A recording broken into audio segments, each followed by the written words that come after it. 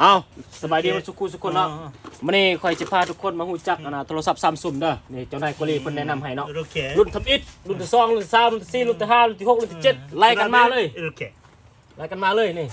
ไล่กันมาเลยนี่ซัมซุงเด้อมาเบิ่งเด้อโทรซัมซุงนี่กุลีไตผลิตเด้อซัมซุงเด้อเจ้านายคนรุ่นทำอิฐนี่ใส่พินใส่พินเด้อใส่พินเด้อนี่เด้อใส่พินเนาะต่อมาก็จะเป็นรุ่นนี้เนี่ยเห็นบ่ต่อมาจะเป็นรุ่นนี้เนาะนี่เห็นบ่นี่ต่อมาจะเป็นรุ่นนี้เด้อซัมซุงเด้อใครเคยใส่ซัมซุงรุ่นใดล่ะคอมเมนต์มาเด้อนี่เห็นบ่นี่เห็นบ่อันนี้ก็ใส่แบตรุ่นใส่แบตนี่ใครเคยใส่เนาะนี่เอาตามมาเนาะใครเคยใส่นี่ค่อยก็เคยใส่อยู่รุ่นนี้นี่ใครเคยใส่รุ่นนี้คอมเมนต์มาเด้อนี่ต่อมาอันนี้มันรุ่นที่นี่แหละนี่ 3G 4G นี่LG LG อันนี้เป็นตัวล่าสุดแล้วนี่เด้อตัวขึ้นตัวล่าสุดแล้วก็จะมีต่อมาอีกทีก็จะเป็นS Ultra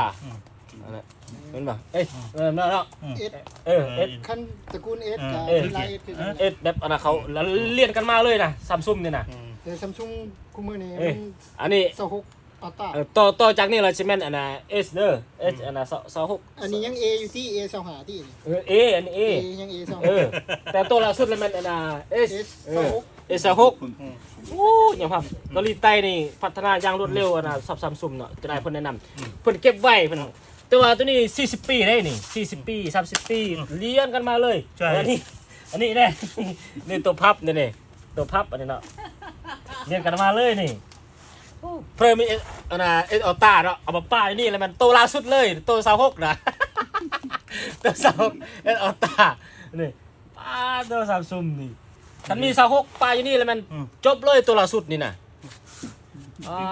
นี่สแกนปิ๊บจินโตโอ้ยังแต่หน่วยเดียวฉันมีตัว S นี่ใส่นี่นะ